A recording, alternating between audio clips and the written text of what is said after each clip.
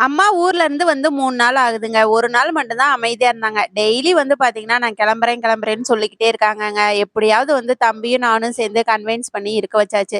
இன்னைக்கு ஈவினிங்குமே வந்து கிளம்புறேன் அப்படின்னு சொல்லிட்டு இருந்ததுனால, அம்மா போறதுக்குள்ள அவங்களுக்கு ஏதாவது ப்ரிப்பேர் பண்ணி குடுக்கலாமேன்னு சொல்லிட்டு, வேகமா வந்து பார்த்தீங்கன்னா, சட்னி தாங்க ரெடி பண்ணிட்டு இருக்கேன். பூண்டு சட்னி தான் ப்ரிப்பேர் பண்ணிட்டு இருக்கேன். இதுக்கு வந்து பார்த்தீங்கன்னா, மொத்தம் ஒரு 3 இன்கிரீடியன்ட்ஸ் இருந்தாலே போதுங்க.